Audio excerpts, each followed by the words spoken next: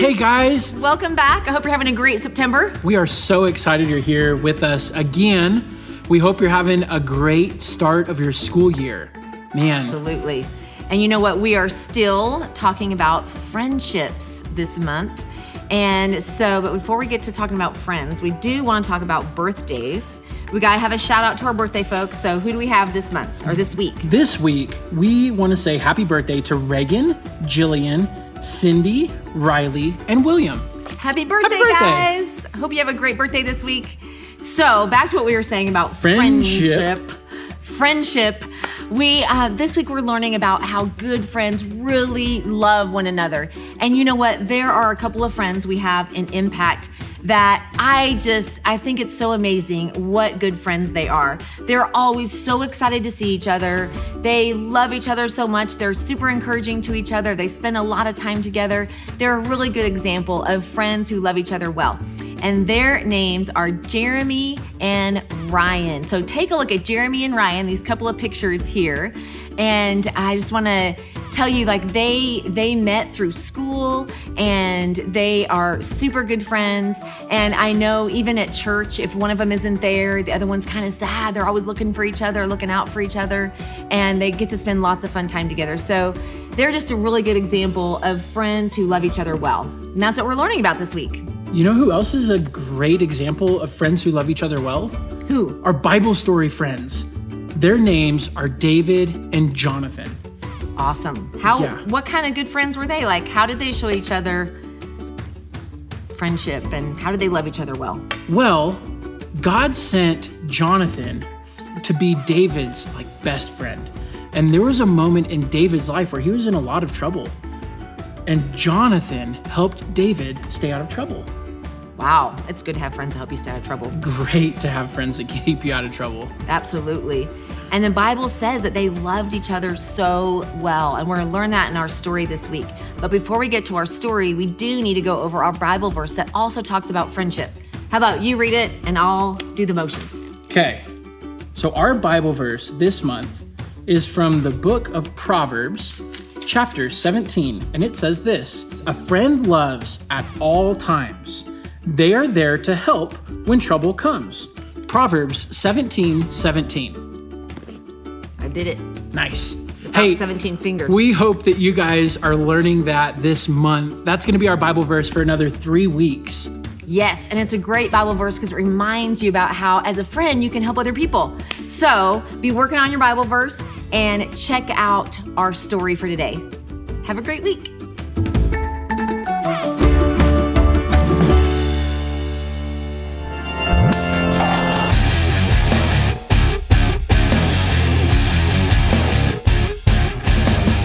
Hello, my friends. How's it going? Pretty good, Kellen. John didn't know we were a famous duo. Oh, I thought we were a famous trio. Hey, you're right. That's why I missed it. Yeah. What story do you have for us today? Well, speaking of duos, today I want to talk about one of the most famous duos in history, David and Jonathan. And to help me do that, please welcome the So-and-So Show players. Jonathan was the Prince of Israel.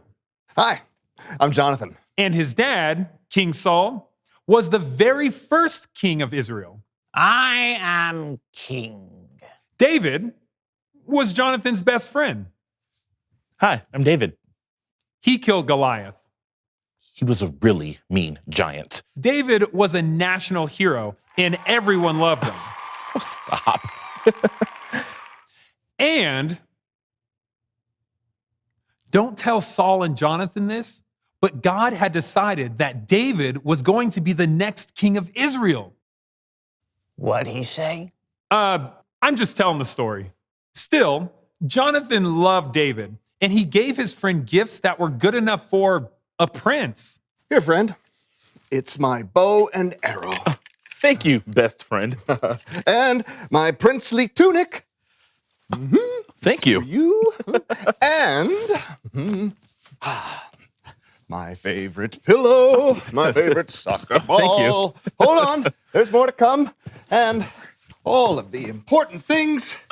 You'll sleep well with him. Thank you. This will help you in a jam. Thank you. And this will always provide the light just the way you want it. Oh, thank you. Jonathan probably didn't give David a lampshade, but you get the idea. They were best friends. Unfortunately, King Saul was jealous of David because everyone liked him so much. So King Saul sorta wanted to kill David.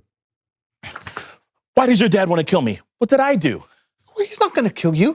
Look, Dad tells me everything. He wouldn't keep something like that from me. Maybe he didn't tell you because he knows how close we are.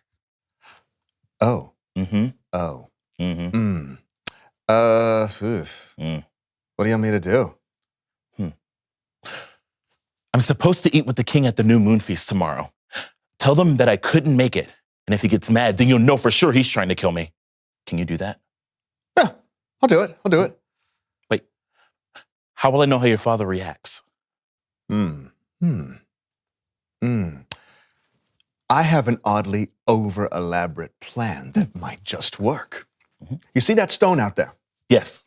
I want you to wait by that stone. After the feast, I'll come out with a servant and I'll shoot 3 arrows into the field. And if everything is okay, I'll say, look, the arrows are on this side of you. And if I find out that Dad wants to kill you, I'll say, look, the arrows are far, far beyond you. And if I say that, then you definitely need to run. Okay? All right? Got it? Okay. Why wouldn't you just send your servant out there to tell me? There's no time for discussion, okay? The game is afoot. Let's go. Good. Okay. The plan was in place. Everything was set. David had chosen not to eat with the king at the new moon feast. The only question was, how would King Saul react? Well, on the second night of the feast, King Saul noticed something was missing.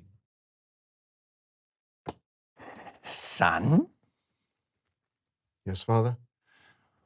where Yes. is Yes. the catsup? Oh, it's right here. Right, it's right here. Thank you. Thank you. And Thank you. I believe it's pronounced ketchup, last I heard. Yeah, well, the more you know. Also, where Yes, Father? is Yes. The mustard? It's right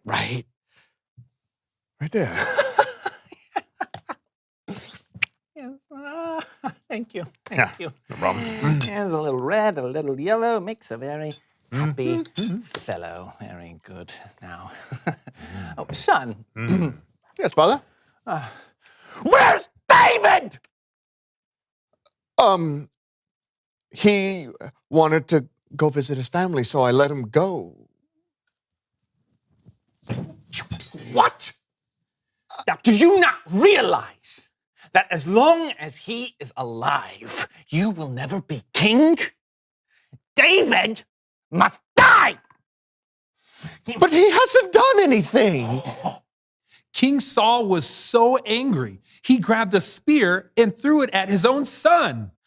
I'm going to throw this spear at you. No. You best run! No. You best run! Not a pickle spear, an actual spear. But whatever. The spear missed Jonathan, and Jonathan had all the information that he needed. King Saul wanted to kill David. So it was time to send David the signal. Come, unnamed servant from the Bible. Let's shoot some arrows into the field for no mysterious reason whatsoever. Shall I make the sound, sire? Oh, shall you make the sound? Don't you always make the sound? Very good. Thank you. Mm-hmm. Very good. Very good. Mm-hmm. Excellent marksmanship, sir. Thank you. Thank you. Very good. Now, run out into the field and collect those arrows. But they're just right there. Go! Okay. Hurry! Run fast, don't stop! The arrows are far beyond you! I feel like you're not even looking at me. Just go! Run! Have I gotten there yet? Okay. There we go. Got him. Yahtzee. All right. Okay. Very well, lad. You take those weapons back to town. Okay. When the servant left, David came out of hiding and met his friend on the field one last time. Get up, get up, get up. Get up. Promise me you'll always be kind to my family, even after my father is gone. I promise. In the name of the Lord, you and I have made a promise to be friends. It's not only a promise between us, but between our children after us. Yes. Go in peace. By protecting David that day, Jonathan saved the life of the future king of Israel. But more importantly than that, he saved his friend. The end. How about a hand for the So-and-So Show players? Wow, what an incredible story. I know, Jonathan was a prince, so by saving David, he was basically giving up the throne. And That's risking amazing. his life. I mean, Jonathan really laid everything on the line for his friend. Mm-hmm. Well, that's what friends do, isn't it? They love each other. They're patient and kind. They protect each other and never give up on each other. It's like the Apostle Paul wrote in his letter to the Corinthians, love never fails. Never. I'm not sure I'm that good of a friend. No offense. No, I'm with you. It's true. I think if we really want to love like a true friend, we're going to need God's help. He knows more about love than anyone. Well, think about it. He sent his son, Jesus, to die for us so that we would know how important we are to him. Talk about laying everything on the line. Yeah, that's so true. Thanks, Kellen. You bet. I'll catch you guys later. See ya. Bye, Kellen. So, if God went out of his way to show us how important we are to him, and if Jonathan went out of his way to show David how important he was, what does that mean for us? Don't ask me, ask them. All right, reveal the question. How can you show your friends they're important? Yeah, what are some ways you can show your friends they're important to you? Yeah, maybe give them a wrapped apple. A wrapped apple? Yeah, they're healthy. Or maybe spend time with them. Oh, you don't even have to wrap the apple if you don't want to. Just Talk about it together. How can you show your friends they are important? You know, you've never even once given me an apple. I'm Brandon. And I'm John. And this was the So-and-So Show. Not even mashed or sauced. You would want a mashed apple? Absolutely. Like a present? Haven't you ever had a mashed apple? What are you doing, Brandon? Well, I'm just taking a stroll around the block. Boo, boo, boo, boo, boo, boo, boo. Hey, you know what this is? It's a chip off the old block.